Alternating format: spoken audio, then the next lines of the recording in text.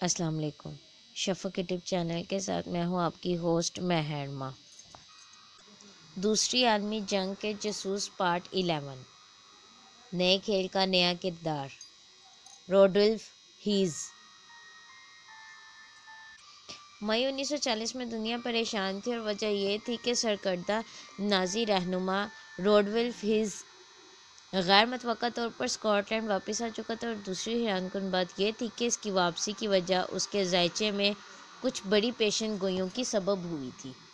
Has عقیدے کے حد سے دست شناسی اور علم نجوم پر یقین رکھتا تھا، مگر مصنف ریچرڈ ڈیکن کے مطابق اس کی روانگی کی وضاحت مزید حیران کن تھی۔ اپنی کتاب برطانیہ یا برطانوی خفیہ سروس کی تاریخ میں وہ لکھتا ہے کہ ہٹلر کے نائب کو ایک ناقابل فہم انٹیلیجنس آپریشن کے ذریعے برطانیہ میں پھنسایا گیا تھا، اور اس منصوبے کا ماسٹر مائنڈ جیمز بانڈ کا افسانوی کردار تخلیق کرنے والا ایان فلیمنگ تھا۔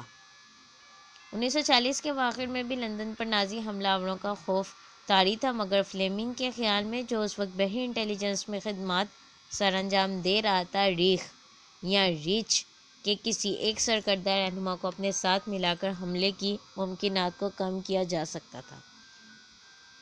اس نے ہٹلر کے تمام وفاداروں کے بارے میں تفصیلی معلومات حاصل کیں اور اس کی نظر فیورر کے نائب روڈولف ہیز پر آ کر ٹھہری، جو اس کے تمام معیارات پر پورا اترتا تھا۔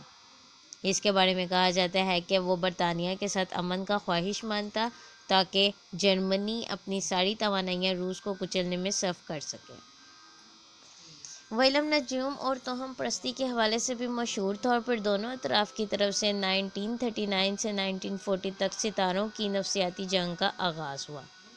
ہٹلر کے شاہراہ آفاق پروپیگنڈا ماسٹر پاول جوزف گوئبلز نے اخبارات کے مضامین کے ذریعے اندرون و بیرون ملک پیشن گوئیاں مشہور کر دیں، اور واضح طور پر یہ پیشن گوئیاں ہٹلر اور نازی ازم کے حق میں تھیں۔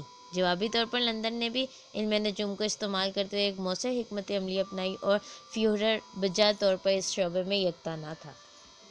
بڑی ہی مہارت کے ساتھ جرمن اخبارات کی جعلی کاپیاں برلن میں اسمگل کی گئیں، جن میں نازی ازم اور نازی رہنماؤں کے حوالے سے مایوس کن پیشن گوئیاں کی جاتی تھیں۔ وائٹ ہال کے جنگی دفاتر میں مسلسل یہ معلومات پہنچائی جاتی کہ ہٹلر کے ماہرین علم نجوم اسے کیا بتا رہے ہیں، مگر اس سارے تناظر میں ہیز کی اپنی ذاتی پیشن گوئیاں زیادہ اہمیت کی حامل تھیں، اور برطانویوں نے انہیں پیشن گوئیوں میں مداخلت کر کے اس کا استحصال کرنا تھا۔ فلیمنگ نے جنگ سے پہلے دی لنک نامی اینگلو جرمن تنظیم کی تشکیل نو کی، جس کے دفاتر لیسبن اور ٹینگیئر میں موجود تھے۔ وہ جانتا تھا کہ ہیز نے اپنے حریف ایڈمرل کیزس کی ابو حریر کے مقابلے میں جاسوسوں کا ایک ذاتی نیٹ ورک تشکیل دے رکھا ہے، اور یہ کہ اس کے آدمی غیر جانبداری ممالک کے طور پر دارالحکومت میں اس وقت جاسوسی کے مرکز بنے ہوئے تھے، اتحادی ایجنٹوں کا ساتھ دے سکتے تھے۔ کچھ ہی عرصے بعد ہیز نے چند بااثر برطانویوں کے بارے میں سنا کہ وہ ریخ کے ساتھ سودے بازی کے لیے راہ ہموار کر رہے ہیں، اور ان میں شاہی خاندان میں اثر و رسوخ رکھنے والا اسکاٹ لینڈ کا ایک ذمہ دار بھی شامل تھا۔ اس دوران سوئٹزرلینڈ کے کچھ ہمدردوں نے ہیز کے علم نجوم کے ماہرین کی صف میں ایک ایجنٹ بھی شامل تھا یا داخل کر دیا، اور اس طرح وہ معلوم کر سکتے تھے کہ فیورر کا نائب کون سی حقیقی پیشن گوئیاں حاصل کر رہا ہے۔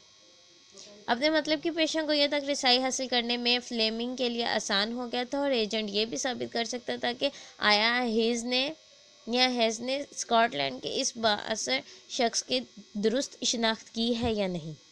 اس تمام کھیل کے لیے ڈیوک آف ہیملٹن کا نام بڑی احتیاط سے چنا گیا تھا۔ ہیز کو بڑی مہارت کے ساتھ ورگلایا جا رہا تھا، اور اس کے ایجنٹ لندن میں موجود سفیروں سے پوچھ گچھ کے ذریعہ ممکنہ رابطے کی نشاندہی اور اس کے ذاتی رجحانات اور رویوں کے بارے میں معلومات حاصل کر رہے تھے، اور اگر برطانیہ میں کسی کو یہ خبر ہو جاتی کہ کوئی اہم شخص جرمنی کا حمایتی ہے تو عوامی اشتعال کا سامنا ناگزیر تھا۔ ڈیوک آف ہیملٹن کا یہ خاص ایڈوانٹیج حاصل تھا کہ وہ اپنے آبائی گاؤں کے نزدیک واقع اسکاٹ لینڈ کے ایئر بیس پر RAF کے لیے خدمات سر انجام دے۔ اگر ہیس لندن کے ساتھ قیام امن کے لیے کوئی سنجیدہ منصوبہ تشکیل دیتا تو وہ لندن میں منظر عام پر آنے کی بجائے اس آرام دہ لینڈنگ پر اترنے کو ترجیح دیتا۔ علم نجوم کے حوالے سے اپنے مقاصد کے حصول کے لیے ایک منظم تحریک تشکیل دی جانے لگی۔ فلیمنگ جانتا تھا کہ ہیس کسی ایک شخص کی غیر تصدیق شدہ پیشن گوئی کی بنا پر کوئی جرأت مندانہ قدم نہیں اٹھائے گا۔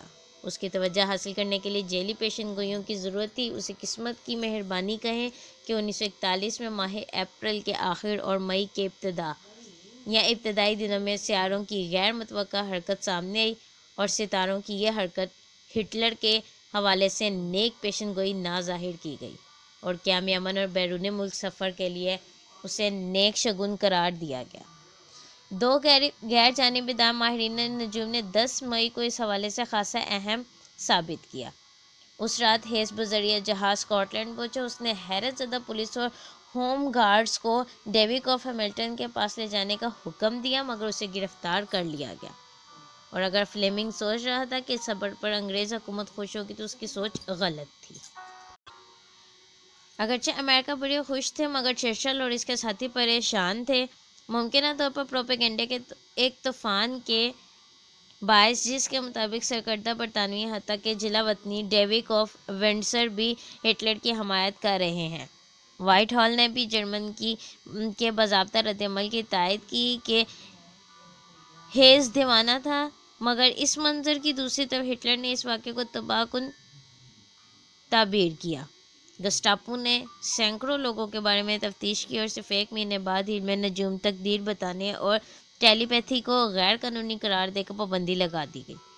روسیوں نے بھی ہیس کو اتنی ہی سنجیدگی سے لیا اور اس کے تباہ کن منصوبوں کو نہیں بھولے تھے۔ اس لیے روس نے کچھ ماہ بعد جنگ برلن کے سپانڈو جیل سے اسے رہائی دلوانے والی ہر تجویز کی مخالفت کی۔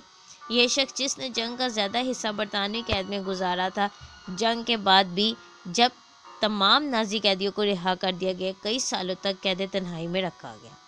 اس دوران برطانوی ایک دوسرے ستارے کو جنگی مدد حاصل کرنے کے لیے تیار کر رہے تھے۔ ہالی ووڈ کے ستارے ہٹلر کو مبہت کرتے تھے یا نازی طوفان کے مقابلے کے لیے اسٹیج، فلم اور ریڈیو کے مشہور فنکار منتخب کیے گئے۔ کئی ستاروں نے فوجیوں کا مورال بلند کرنے کے حوالے سے منعقد کیے گئے کنسرٹس میں شرکت کی۔ مشہور گلوکار ویرا لائن اپنے قومی نغموں کے باعث افواج کی دل و جان بن گئی۔ اسی طرح امریکی بینڈ ماسٹر گلین ملر نے فرانس جاتے ہوئے پراسرار موت تک انتھک سفر کیے۔ دوسروں نے یورپ کے مقبوضہ علاقوں میں جرمن افواج کا مورال گرانے کے لیے ریڈیو کے ذریعے پروپیگنڈے کا آغاز کیا، اور برلن میں برطانوی افواج کا برطانوی غدار ولیم جے جواب لارڈ رہا، ہاکے نام سے مشہور تھا، کی طرف سے پھیلائی جانے والی غلط معلومات کا تدارک بھی کرتے رہے، مگر بہت سی شخصیات کو جاسوسی کے لیے منتخب کیا گیا۔ انگریز شرفا کے نمائندے کے طور پر مشہور ڈیوڈ نیون بھی انہی میں سے ایک تھا۔ جولائی 1983 میں اس ستارے کی موت کے کچھ عرصہ بعد عرصہ جنگ میں اس کے ہم منصب بین ٹالبوٹ نے نیون کی سرگرمیوں کے بارے میں اسپیشل ایئر سروس کی خفیہ اسکواڈ سے بات چیت کی۔ ٹالبوٹ کا کہنا تھا وہ روانی کے ساتھ جرمن زبان بولتا تھا اور دشمن کی صفوں کے عقب میں ہونے والے تمام حملوں میں حصہ لیتا تھا۔ اسے ایک بہترین ایجنٹ کی خصوصیات حاصل تھی۔ اس نے اپنے مقصد کے حصول کے لیے اپنی زندگی کو داؤ پر لگانے سے بھی گریز نہ کیا۔ اس کی ذمہ داری ایک عسکری نوعیت کی حامل چوکی کی دفاع کے لیے تیار کیے جانے والے منصوبوں کو ناکام بنانا تھا۔ اس نے بہت سی پرخطر مہمات میں جرمن افسر کا بھیس بدل کر حاصل کیا یا حصہ بھی لیا۔ برطانوی وزارت دفاع نے بعد ازاں اس بات کی تصدیق کی کہ نیون نے ایک خصوصی اسکواڈ میں خدمات سر انجام دیں۔ جیکوز کا سیٹو، جس نے بعد ازاں دنیا بھر میں اپنی بہترین فنی مہارت کی حامل زیرِ فلموں کے باعث شہرت حاصل کی، ایکسس کے خلاف اتحادیوں کا خفیہ ایجنٹ بھی تھا۔ سیٹ میں اس نے اطالوی ملٹری ہیڈ کوارٹرز کی خفیہ دستاویز اور ایسی تصاویر حاصل کیں جو شمالی افریقہ کی تسخیر کے بعد اتحادیوں کے لیے نہایت سودمند ثابت ہوئی اور پھر اس نے ایک ڈرائیور کا روپ دھار کر میڈیٹرینین ساحلوں پر نازی بحریہ کی حرکات و سکنات نوٹ کرنے کا اہم ترین فریضہ بھی سر انجام دیا۔ جنگ کے بعد اسے اعلیٰ ترین سرکاری اعزازات سے نوازا گیا۔ لندن میں میلکم مگرچ اور گراہم گرین جیسے لکھاریوں نے رضاکارانہ طور پر انٹیلیجنس کے لیے کام کیا۔ دونوں نے کچھ عرصہ MI6 میں کم فیلپی کے ماتحت بھی کام کیا۔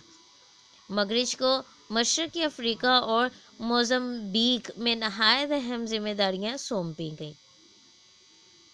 مشہور جاسوسی ناول اسماعیلی کے مصنف جان لی کیئر نے بھی یہ خدمات سر انجام دی۔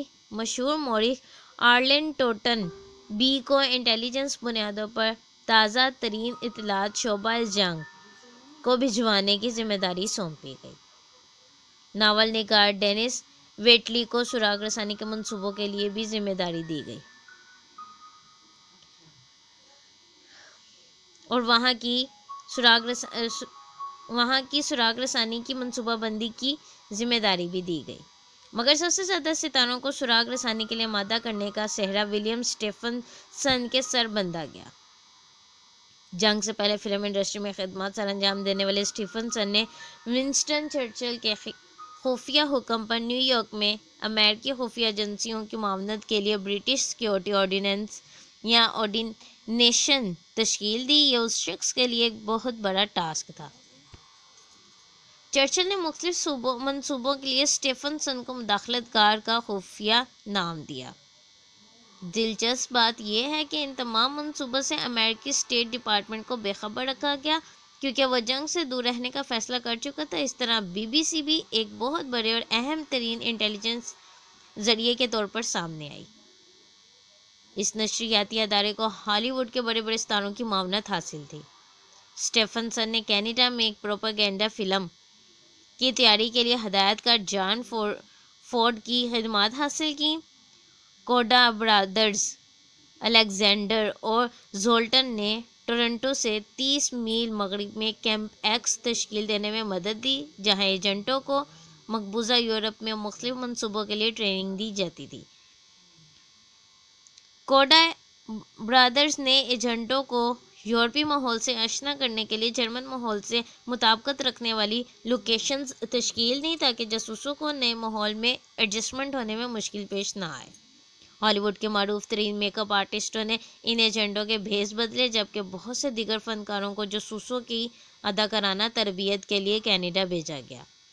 ان لوگوں کو جن پروازوں کے ذریعے روانہ کیا گیا ان کے پائلٹوں میں سے ایک ہوگی گرین بھی تھا، جو بعد ازاں کوئز ماسٹر اور منتظم کے طور پر مشہور ہوا۔ جاسوسی کا سب سے بہترین کام سر انجام دینے والی اداکارہ کون تھی، جاننے کے لیے شفق یوٹیوب چینل کو لائک اور سبسکرائب کرنا مت بھولیں۔ شکریہ۔